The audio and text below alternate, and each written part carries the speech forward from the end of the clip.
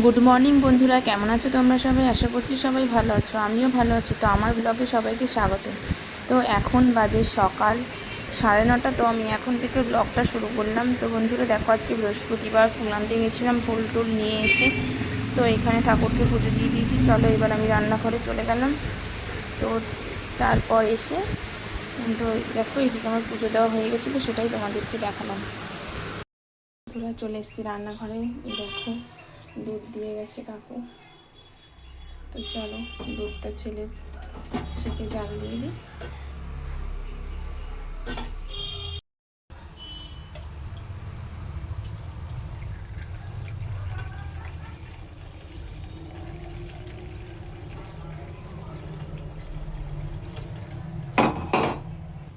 তো চলো দুধটা ছাঁকা হয়ে গেছে।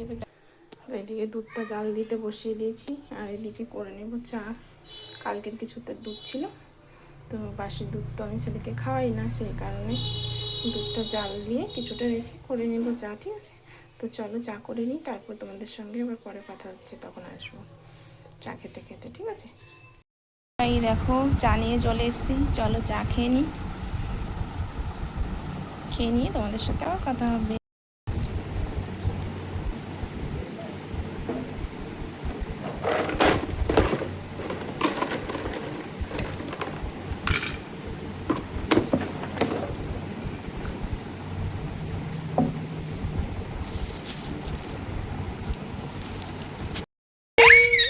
এলি বাবা চলে যাবে না আমার গলব লাগে দেখ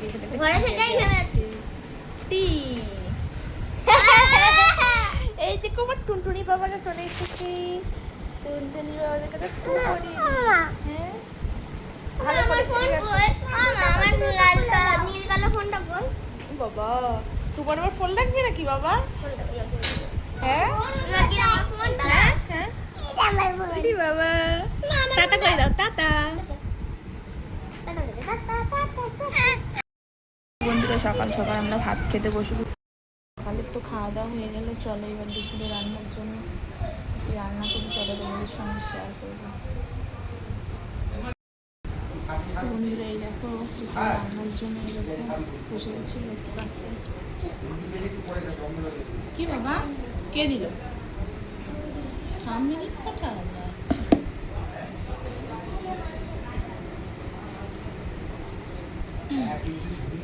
দেখো দুপুরে আজকে রুটি রান্না হবে, তাই না বাবা? আর লোকের সাথে কাজ করবো না।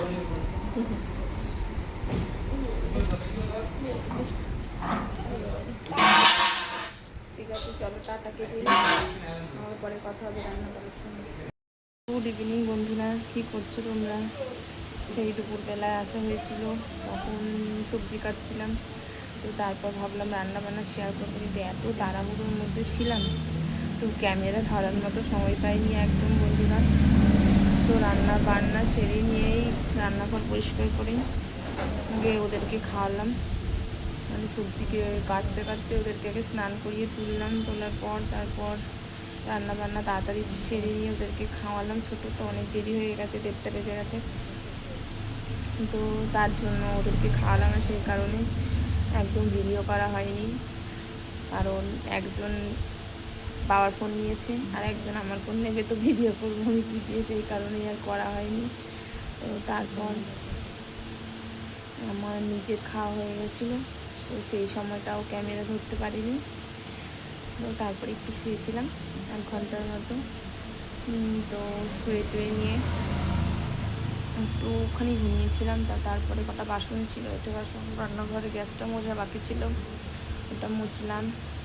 মুছে নিয়ে ঘরটা ঝাড় দিলাম। তো তারপর ছাদে কটা জামা কাপড় মেলা ছিল, তো ওইগুলো সব তুলে নিয়ে এলাম। নিয়ে একদম ফ্রেশ হয়ে দোকান খুলে নিয়ে তারপর বসলাম তোমাদের সঙ্গে কথা বলতে।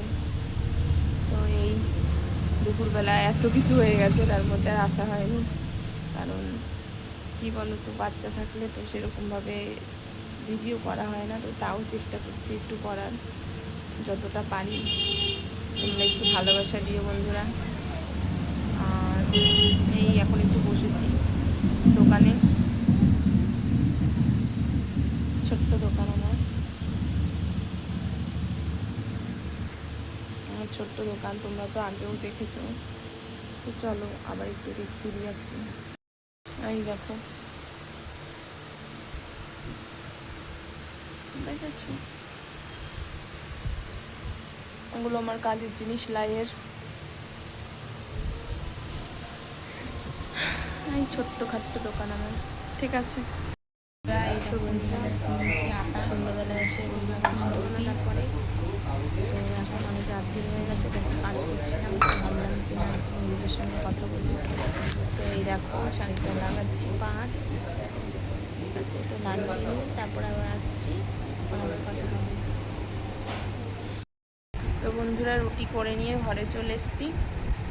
তো এবার বিছানাটা পরিষ্কার করে নিলাম, ছেলে আসবে, ও ঠাম্মির কাছে গেছে।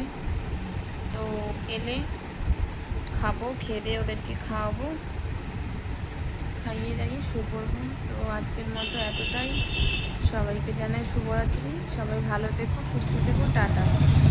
আর সবাই একটু সাপোর্ট করে পাশে থেকো বন্ধুরা, চ্যানেলটা সাবস্ক্রাইব করে দিও, টাটা।